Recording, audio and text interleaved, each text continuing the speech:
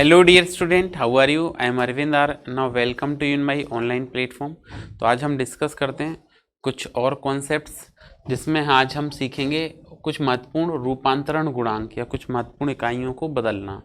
इकाइयों को मतलब एक मापन पद्धति से दूसरे मापन पद्धति में परिवर्तित करना या एक अवस्था से दूसरे अवस्था में परिवर्तित करना। तो हम सबसे पहले बात करते हैं लंबाइयों की। लंबाई की इकाइयों की बात करेंगे। लंबाई की इकाइयों के बाद फिर हम द्रव्यमान की बात करेंगे।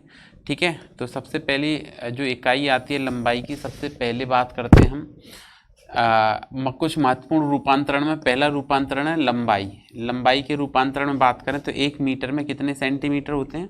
100 सेंटीमीटर होते हैं। ये आपको दोनों तरह से याद रखना है। अगर पूछ लें 1 सेंटीमीटर में मीटर, तो अगर आपसे ऐसे पूछें कि 1 मीटर में, हम सबको पता होते हैं कि 100 सेंटीमीटर होते हैं, लेकिन अगर उल्टा पूछें तो आप लिख सकते हैं 1 सेंटीमीटर बराबर 1/100 मीटर। ठीक है, और 100 को हम क्या लिख सकते हैं? 10 की घात 2 मीटर। तो ये ऊपर जाएगा तो 10 की घात आ जाएगा ये -2 मीटर। ठीक है, तो ये आपका पहला रूपांतरण हो गया 1 मीटर में 100 सेंटीमीटर। अगर कभी मिलीमीटर को परिवर्तित करवाएं कि मिलीमीटर कितने होंगे, तो 1 मीटर में 1000 mm होते हैं, 1000 मिलीमीटर होते हैं।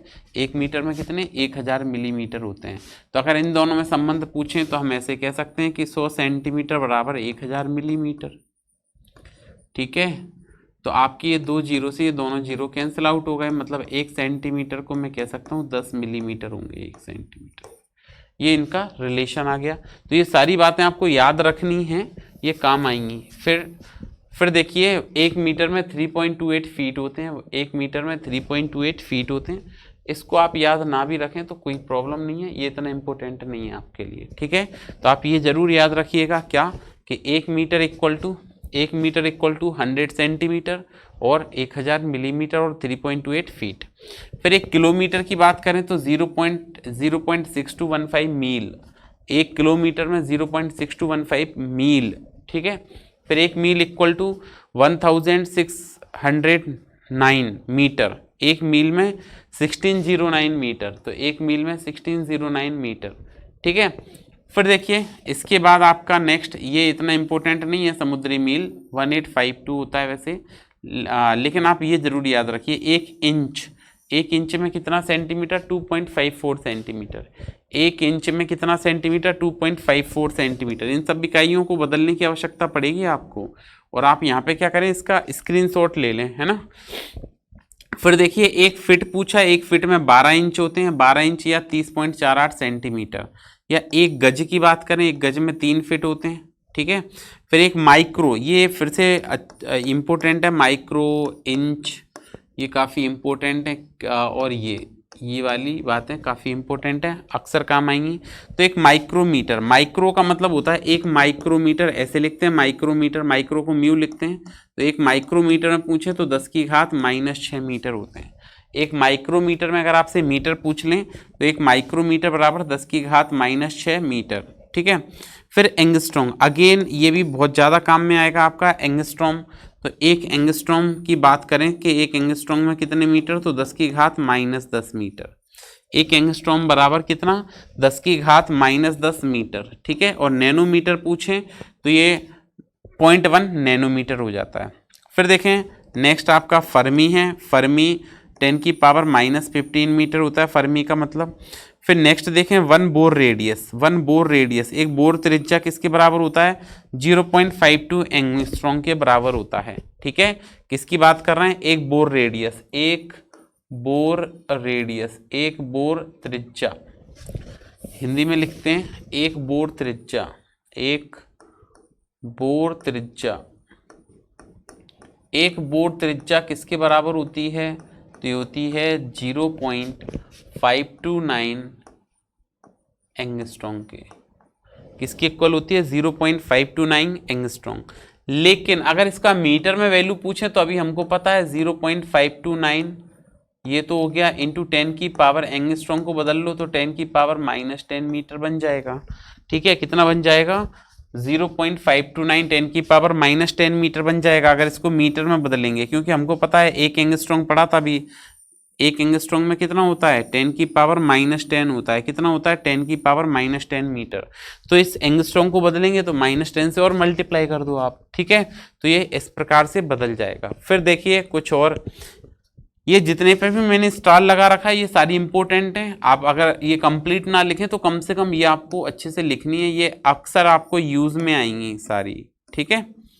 फिर देखिए आगे बात करते हैं, इसके बाद कुछ और महत्वपूर्ण परिवर्तक मात्रक हैं, कुछ और इंपोर्टेंट बदलने वाले मात्रकों की बात करते हैं। तो देखिए इसके बाद आगे हम लिखेंगे, इसके बाद आगे हम लिखेंगे नेक्स्ट। तो देखिए आगे बात करेंगे, चलिए इसको इधर भेज देते हैं। आगे बात करेंगे हम किसकी, तो देखिए नेक्स्ट आपका जो है वो है खगोलीय मात्रक। अगला है खगोलीय मात्रक। खगोलीय मात्रक कहते हैं एस्ट्रोनॉमिकल यूनिट को। किसको कहते हैं खगोलीय मात्रक? एस्ट्रोनॉमिकल यूनिट को हम खगोलीय मात्रक कहते हैं। एस्ट्रोनॉमिकल यूनिट होती है क्या है? खगोलीय मात्रक क्या होता है? सूर्य के केंद्र से पृथ्वी के केंद्र की दूरी को हम क्या कहते हैं? खगोलीय मात्रक कहते हैं।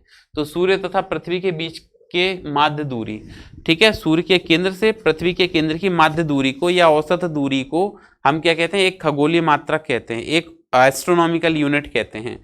और अगर आप देखेंगे कि एक खगोलीय मात्रक का मान क्या होता है, तो एक astronomical unit 1 AU astronomical unit खगोलीय मात्रक का मान क्या होगा? तो ये होगा 1.49 इंटू 10 की पावर -11 मीटर, ठीक है। ये होता है कितना? 1.49 इंटू 10 की पावर -11 मीटर। ये क्या होता है? आपका एक खगोलीय मात्रक होता है, सॉरी नॉट -11 +11, ये क्या होगा? +11 मीटर। इसको ठीक नहीं दिख रहा हो तो इसको सही कर लेना। 1.49 10 की पावर 11 मीटर सूर्य के केंद्र से पृथ्वी के केंद्र की औसत दूरी। नेक्स्ट आता है एक प्रकाश वर्ष। प्रकाश वर्ष किसकी इकाई है? तो अभी हम बता रहे हैं, हम लंबाई की इकाइयां पढ़ रहे हैं, लंबाई की इकाइयां पढ़ रहे हैं। इसका मतलब है कि प्रकाश वर्ष लंबाई या दूरी की इकाई होती है। प्रकाश वर्ष किसकी इकाई होती है? तो प्रकाश वर्ष जो है वो लंबाई की या दूरी की इकाई होती है। और एक प्रकाश वर्ष क्या होता है? तो 1 लाइट ईयर की जो वैल्यू होती है, एक प्रकाश वर्ष का जो मान होता है लाइट ईयर, तो 1 लाइट ईयर किसके इक्वल होता है? तो ये होता है 9.461 10 की पावर 15 मीटर। प्रकाश वर्ष होता क्या है? तो प्रकाश द्वारा निर्वात में एक वर्ष में जो दूरी तय की जाती है, क्या बताया? प्रकाश द्वारा निर्वात में एक वर्ष में जो दूरी तय की जाती है उसको प्रकाश वर्ष कहते हैं। तो एक प्रकाश वर्ष 9.461 10 की पावर 15 मीटर प्रकाश द्वारा निर्वात में एक वर्ष में तय की गई दूरी प्रकाश वर्ष कहलाती है। फिर एक पारसेक की बात करें, पैरालैक्टिक सेकंड बोलते हैं, पैरालैक्टिक सेकंड बोलते हैं पारसेक को। ये भी इंपॉर्टेंट है, ये तीनों ही इंपॉर्टेंट है, ये और ये सभी, ठीक है। तो अगर हम पारसेक की बात करें तो एक पारसेक जो होता है, पारसेक का मतलब होता है पैरालैक्टिक सेकंड। कितना होता है पारसेक? 3.08 इंटू 10⁻³ 3.08 10 की पावर 16 मीटर। ये होता है एक पारसेक। पारसेक को अगर प्रकाश वर्ष में बदलते हैं तो 3.26 प्रकाश लाइट ईयर के इक्वल होता है, 26 प्रकाश वर्ष के बराबर होता है ये, ठीक है। ये भी इंपॉर्टेंट है। तो देखो पारसेक होता क्या है, तो डेफिनेशन इतनी इंपॉर्टेंट नहीं है। वह दूरी जहां पे एक खगोलीय मात्रक इकाई, एक खगोलीय मात्रक लंबाई का चाप जिसकी किसी बिंदु पर 1 सेकंड का कोण बनाए, एक खगोलीय मात्रक लंबाई का चाप किसी बिंदु पर कितने का कोण बनाए? 1 सेकंड का कोण बनाए, तो उसको हम क्या कहते हैं? एक पारसेक कहते हैं, ठीक है। तो ये सभी इंपॉर्टेंट मात्रक हैं, पारसेक, प्रकाश वर्ष और खगोलीय मात्रक। इसके बाद आगे देखिए, आगे अगर हम इसमें चर्चा करते हैं तो नेक्स्ट आपका आता है द्रव्यमान के मात्रक। तो देखिए द्रव्यमान के मात्रक क्या क्या हैं नेक्स्ट, ये हमने अभी लंबाई के पढ़े थे। द्रव्यमान की बात करते हैं तो सबसे पहला आता है 1 किलोग्राम। सबको पता है 1 किलोग्राम में कितने ग्राम होते हैं? 1000 ग्राम होते हैं और 2.2 पाउंड होते हैं। 1 किलोग्राम में 2.2 पाउंड होते हैं। एक क्विंटल की बात करते हैं, क्विंटल में कितने किलोग्राम होते हैं? तो एक क्विंटल में 100 किलोग्राम होते हैं। एक टन की बात करते हैं तो टन में 907.2 कितना होता है? 907.2 किलोग्राम टन में। लेकिन अगर मैट्रिक टन की बात करें तो एक मैट्रिक टन में 1000 किलोग्राम होता है। एक मैट्रिक टन में कितना होता है? 1000 किलोग्राम। लेकिन एक टन की बात करें तो 907.2 किलोग्राम होता है, ठीक है। फिर अगर इसको ग्राम में बदल लेते हैं तो देखिए, एक मैट्रिक टन आपने लिखा, एक मैट्रिक टन, सॉरी हमने क्या लिखा यहाँ पे, लिखा एक मैट्रिक टन। तो एक मैट्रिक टन का मान जो आया, एक मैट्रिक टन आया आपका 1000 किलोग्राम। अब किलोग्राम को आप ग्राम में बदलना चाहते हो तो 1000 को 10 की घात 3 लिख सकते हैं, किलोग्राम को ग्राम में बदलेंगे तो 1000 ग्राम। तो 3 घात ये 3 ये, तो 10 की घात 6। तो अगर मैट्रिक टन में ग्राम पूछे तो 10 की घात 6 ग्राम। फिर एक पाउंड की बात करें, 454 ग्राम। ये इतना इम्पोर्टेंट नहीं है पाउंड का और ग्राम का, लेकिन ये चारों आपको याद रखने। Slug 14.59 kilogram. औस की बात करें 28.35 ग्राम।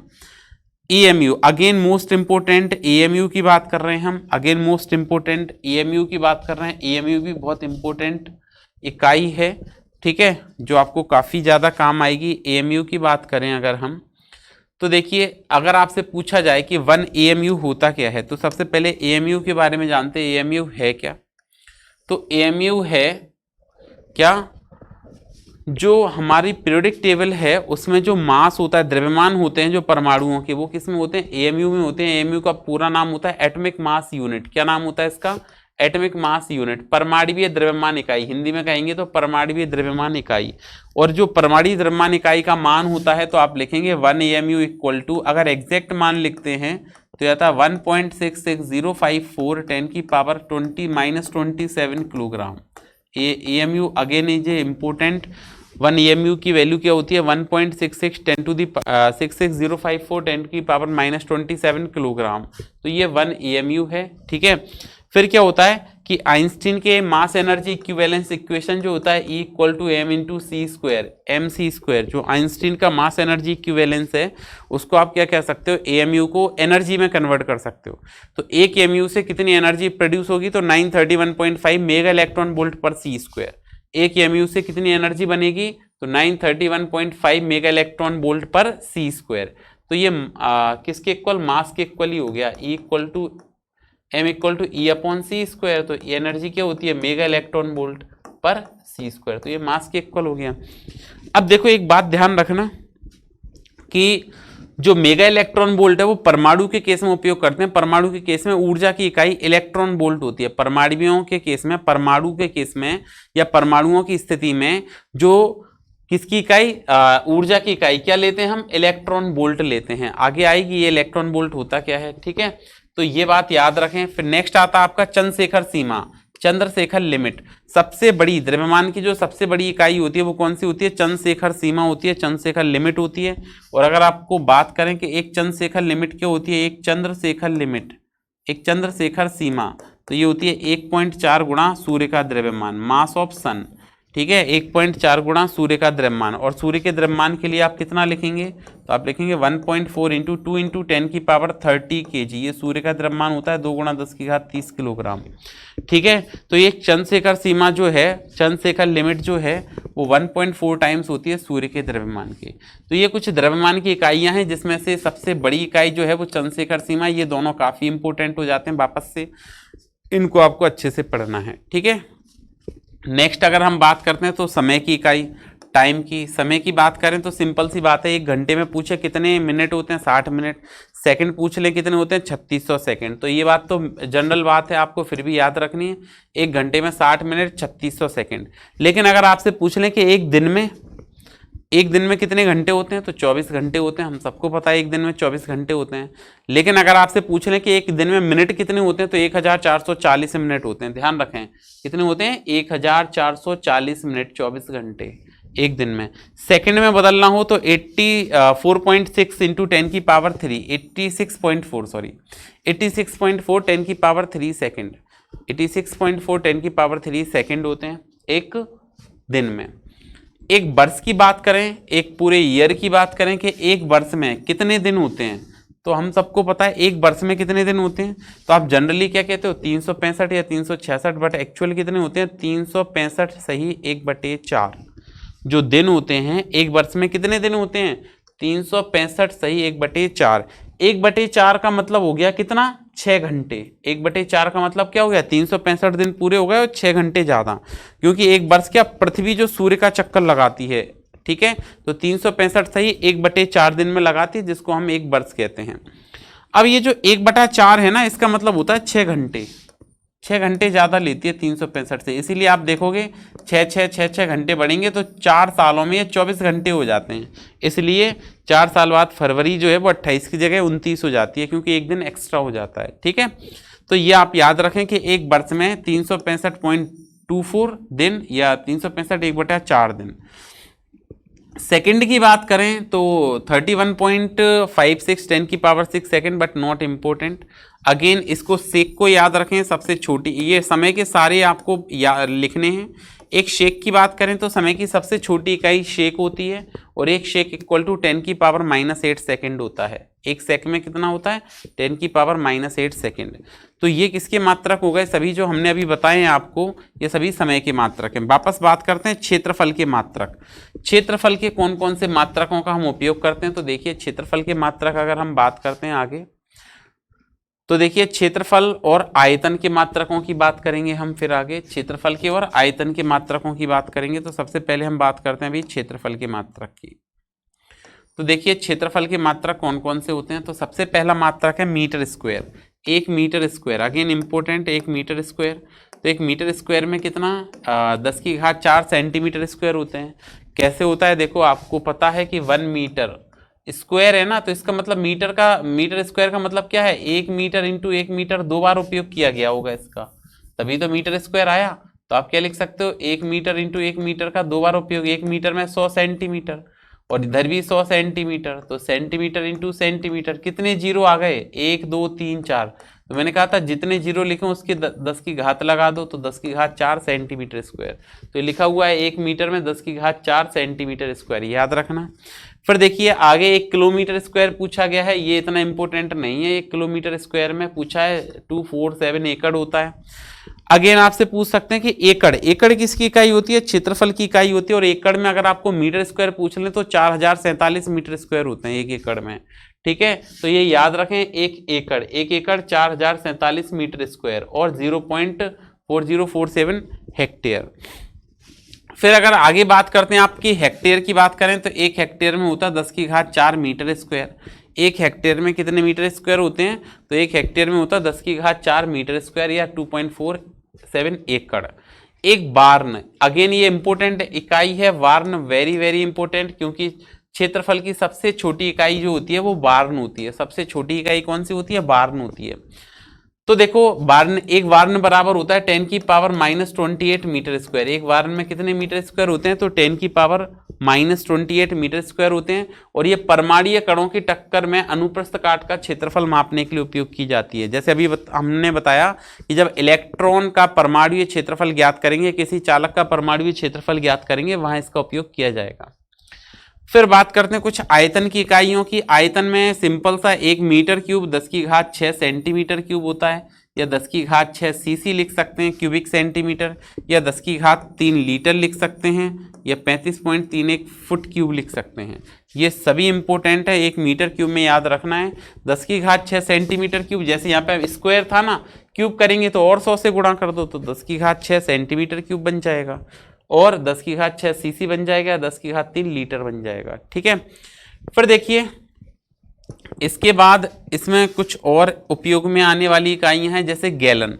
गैलन हम बहुत कम उपयोग करते हैं, वैसे तो जनरली आपका उपयोग नहीं आएगा गैलन का, लेकिन अगर आप देखें तो एक गैलन में 3.786 लीटर होता है, ऐसा यूएसए में माना जाता है।